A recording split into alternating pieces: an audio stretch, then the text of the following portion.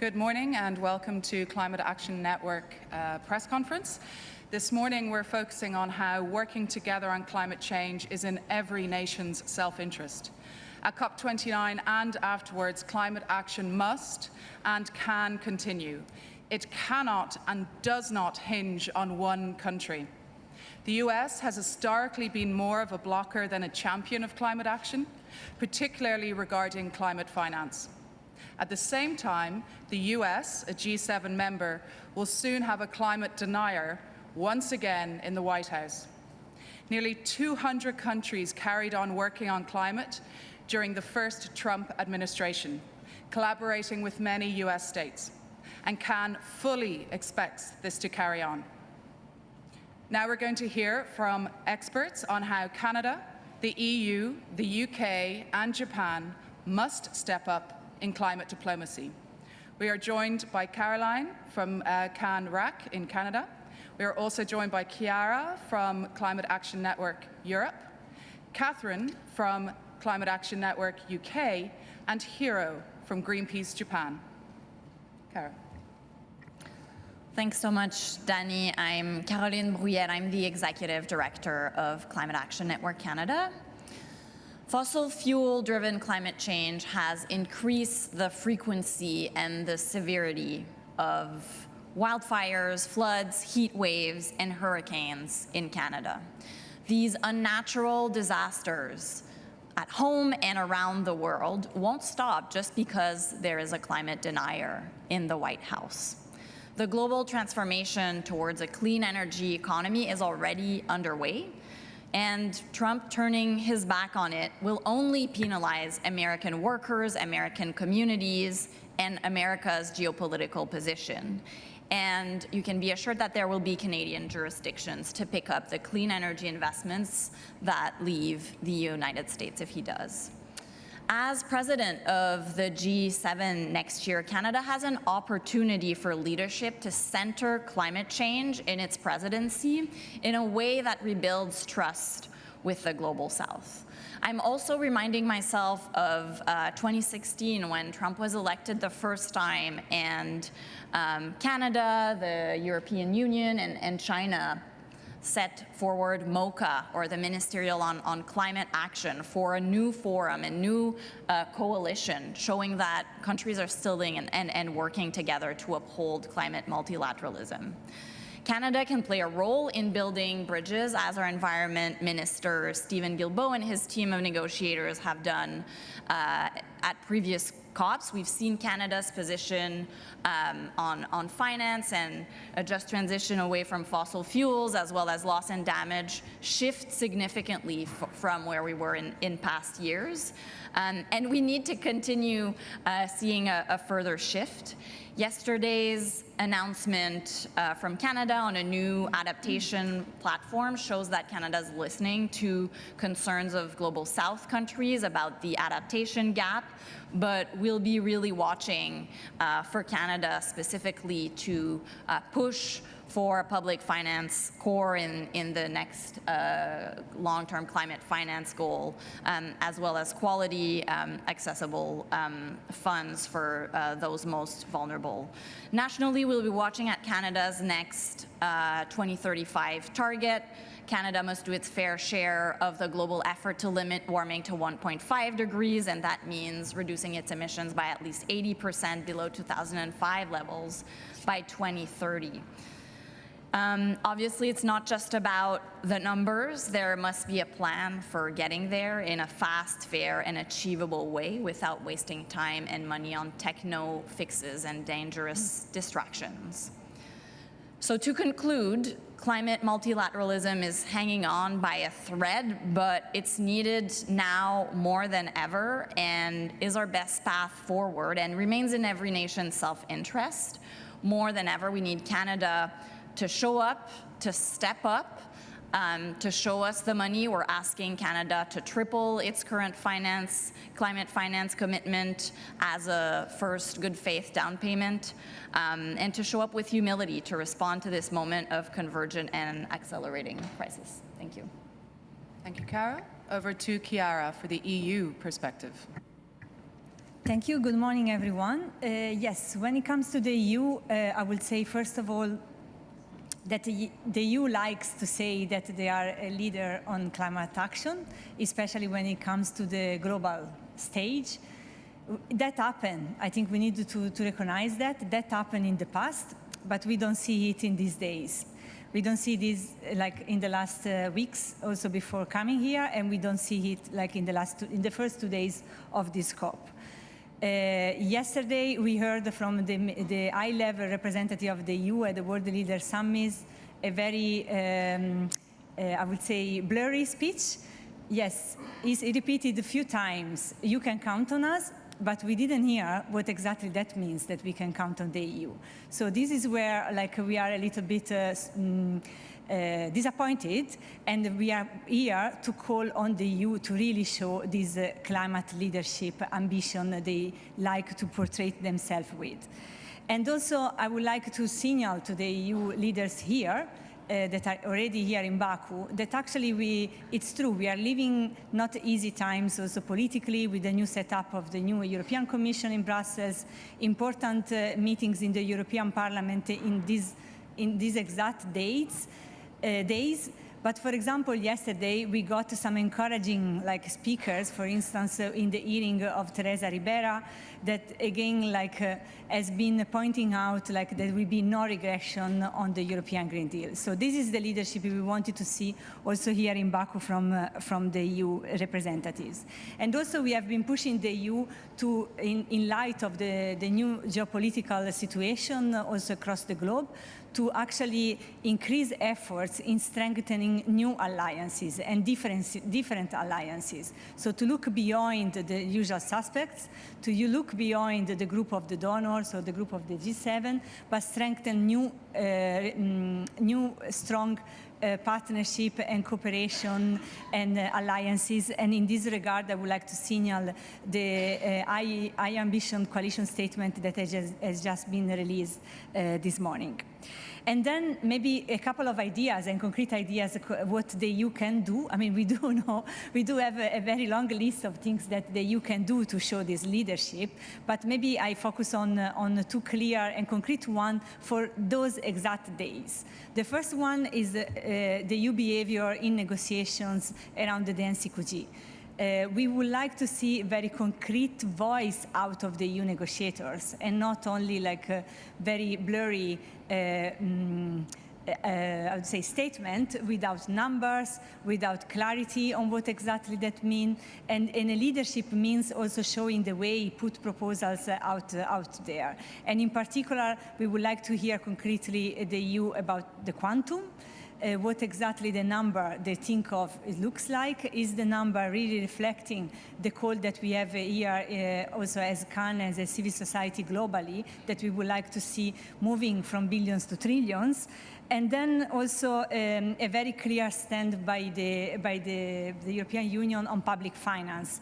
Yes, we do need to mobilize more money. We do need to think about the whole architecture of the development finance as a whole, but public finance needs to remain at the core, and the EU needs to lead the way. Thank you, Chiara. Over to Catherine for the UK. Good morning, everyone. So the new UK government offers us some hope for some renewed climate leadership, but of course that hope really needs to be translated into concrete action. And I think it's the climate finance negotiations here at COP29 that will be the biggest test of how far this new government wants to set itself apart from what's come before. So we've been pleased to hear the aspirations of this government. We've been pleased to hear a really clear message around solidarity with the countries most impacted by climate change, but also how it's important for the UK public as well. And there is consistently support from the UK public for greater climate action. Polls put it at 2/3 to 3/4 on a consistent basis. So there's a mandate to lead. The UK public wants the new government to do even more, and they were elected on stronger climate policies, so we will be holding them to that standard. There have been some good signals. We've seen progress on domestic action and commitments for clean energy by 2030. We've seen the appointment of crucial diplomatic positions, a new climate envoy, and a brand new position as a nature envoy as well. We've heard the Foreign Secretary talk about climate justice and racial justice. And we've also seen the UK yesterday announce its NDC target based on expert independent advice. So really bringing in that important evidence base into policy making. But what we need to see more of then is turning that into action. We want to see a good, just transition for workers, but particularly we want to see a stronger focus on finance and public finance. And we just don't buy the story that there's not enough public finance for climate action. There's public finance going to subsidies, there's public finance going to tax breaks for oil companies. This is the funding that needs to be going to the solutions, not the problems. And we've seen plenty of reports showing just how much new public finance could be generated by making the wealthiest and largest polluters in our society pay their fair share for the action. And we think that that's the most fair and justice-based way to be raising the considerable sums of money that needs to be put on the table in grants-based funding to support climate action around the world. So that's what we'll be looking out for as the negotiations progress over coming days around the climate finance goal.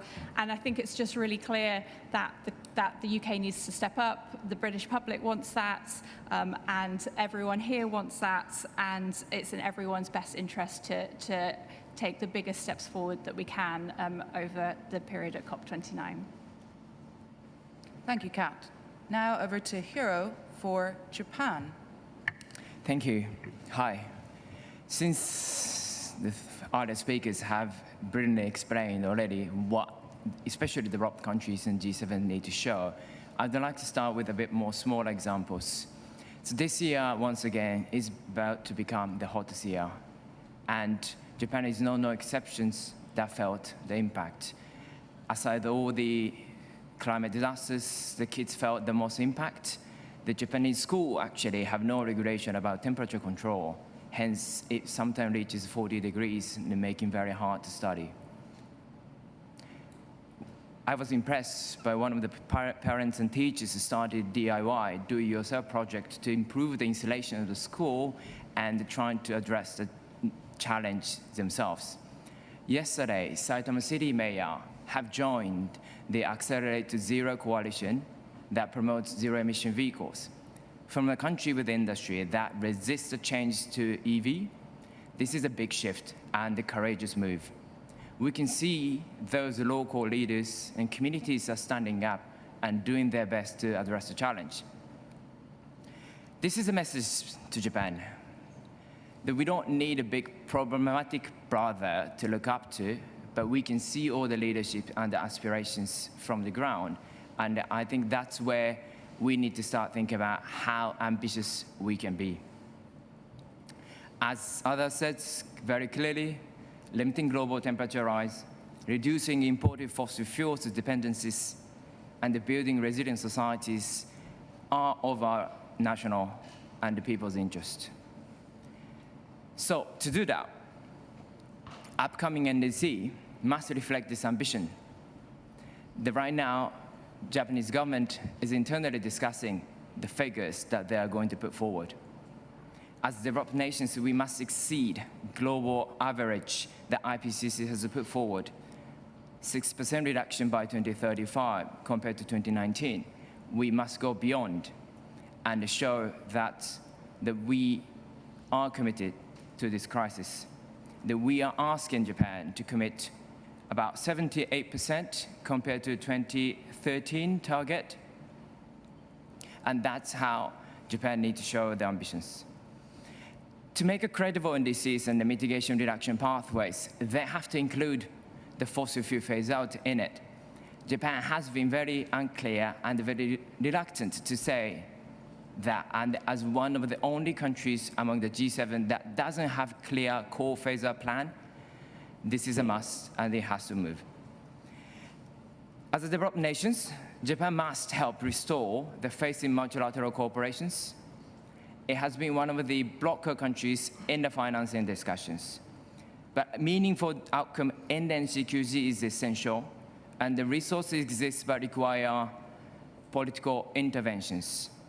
Implementing taxes on the ultra-wealthy individuals and fossil fuel polluting companies, they need to pay so that we can unlock additional public finance for developing countries. So I finished my intervention by saying that our government should and can show the strong, positive leadership that is so needed in this increasing polarizing world. And our future and our collectives depends on it and demands their strong commitment.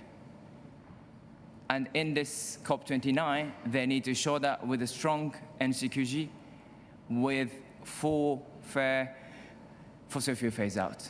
Thank you very much. Thank you, Hiro. Now we'll go to questions from the media. If you could say your name and organization. Here, please.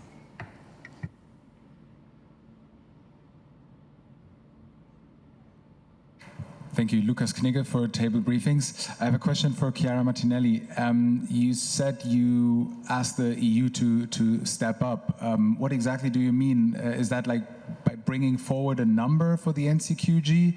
And what number do you actually expect? And when do you expect it? Thank you.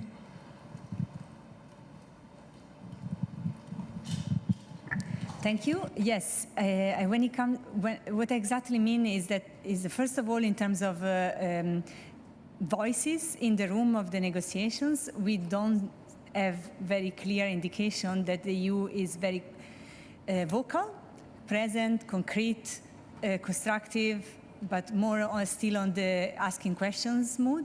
And I think this cannot be the behavior that we wanted to see. Second, yes, on number, as can, we do ask for an NCQG that is reaching at least 1 trillion as the whole goal, and that the EU will commit to its fair share. That I don't have the number in mind, but I think it's around the 1/3 of the 1 trillion is for the EU. So I think this is what we call for when we say we want them to be concrete. I have other example of being concrete, but I keep it for the next. Thank you, Chiara. Here, please. Second row.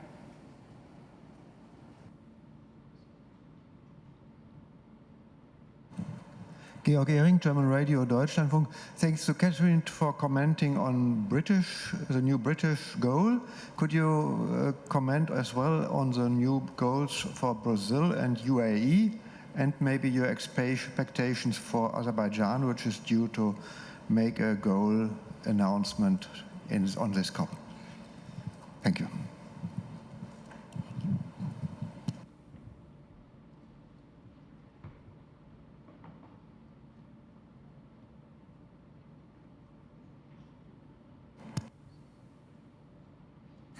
Yes, so we don't speak for, I mean, I'm an Italian citizenship and I represent the European network, so I do speak for the EU citizens. So what we can answer to you is that what do we want from all these announcements of NDCs, and we have a very clear, I would say, red lines on the kind of NDCs we are waiting from all the countries that are in line with the 1.5 trajectory, that are enabling like an equitable energy transition, that are concrete on phase out from fossil fuels. And I use the opportunity to say that actually the EU, if it wants to do something concrete, needs to put end date to oil, coal and gas with the numbers and with deadline. So I think this is what we would like to see from NDCs coming in. And I think also the other thing importantly to say here is that we do expect many more of those announcements, and we do expect, like from countries, especially from the climate leaders country, to respect also the timeline early next year. Just to follow up on that, regarding the UAE, I mean, it was good that they came out early or ahead of COP29, but their NDC failed to address the fossil fuel phase out, and that is not acceptable. Then regarding Brazil, we're due to hear that announcement today at 5 p.m. approximately. You know, in the last few days we have had targets, they've teased us with a bit of information, shall we say, and so far we're welcoming that the NDC for Brazil includes an absolute emission reduction target, but we have to wait till later today to see what is actually in there. Second row here. Hi, Mark Dolder from Newsroom New Zealand. A question for Hiro. The Japanese government plans to purchase 100 million tons of offshore mitigation to meet its first NDC. What's your reaction to the Article 6 kind of changes that have come through this year? Thank you. Offshore what? Couldn't hear.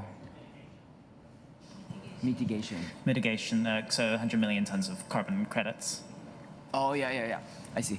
Thanks. Yeah, it is indeed true that Japan is trying their best to actually identify the areas that they can store their own emissions into other countries. And I think this is an absolutely problematic move that Japan is trying to do. Basically, what they are saying is that they're failing to reduce emissions at home, but then they have a money and technology, so they're offering that in return of their land and resources and natural space to store their own carbon. So I think this is absolutely unacceptable. I think what Japan should prioritize reducing its own emission by accelerating renewable energies, energy efficiency measures, and other technologies that are readily available.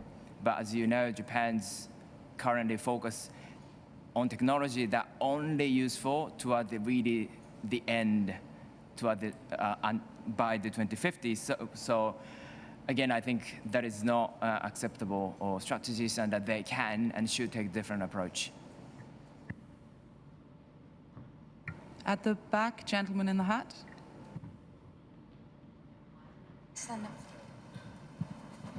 Hi, Dhanaka from Energy Intelligence.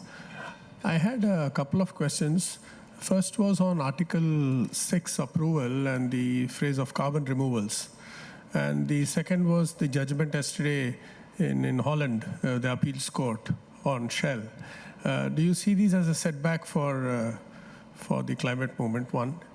And secondly, there seems to be a trend I observe, especially by the US. Mr. Podesta has been constantly referring to China and India as polluters, and for methane emissions, he's been trying to bring in agriculture into the picture, not just fossil fuels, which the US is responsible for. Do you think they're trying to pin down both pollution and climate finance onto developing countries to escape their responsibilities?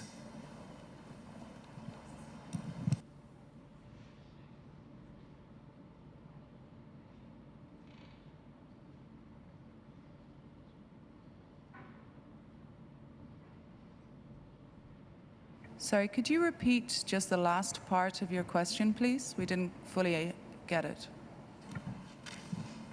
I meant that is the global north, led by the US, trying to escape the responsibilities of climate finance by trying to pinpoint countries like India and China as contributing to pollution and maybe also contributing to financing, cleaning up the pollution. Forgetting the fact that historical pollution is the fault of the West and not of China and India. Thanks for that. I think we have to be very clear that the US was never a leader in climate negotiations. In fact, no matter who has been in power, whether the Democrats or the Republicans, we have seen this country obstruct and delay and dilute, especially on questions related to finance. And I think many of us still have in mind how they blocked the adoption of the loss and damage fund up to the very last minute in Sharm el-Sheikh. We think that countries from the global north, including our own countries in the G7, have a large historical responsibility and also a large capacity to not only go first and fastest when it comes to reducing their emissions and the transition away from fossil fuels, but also when it comes to their Paris Agreement responsibility under Article 9 to provide finance to developing countries. Apologies for that.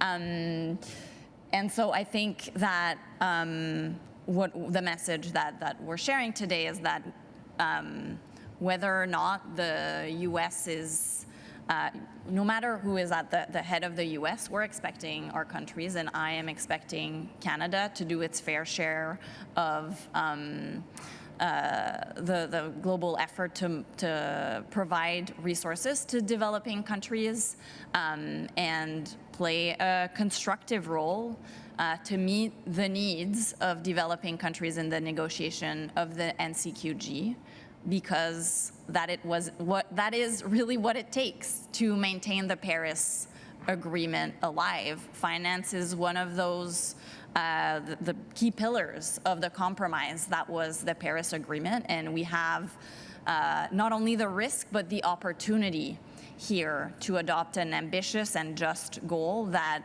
makes limiting warming to 1.5 degrees not only fair but possible. And then just on the Shell ruling, you know, we remain defiant as civil society. There is a lot of action happening regarding climate litigation. This is a setback, but this does not stop. We also have, you know, in December, we're going to see some developments regarding the ICJAO. So for those who aren't aware, it's a climate justice advisory opinion from the International Court of Justice. And that, you know, if that gets through to the UNGA, et cetera, that would mandate countries to act. And so that will be a step change. Thank you. Next question. Okay, we will wrap up now. The panel will be available outside for further questions. Thank you very much.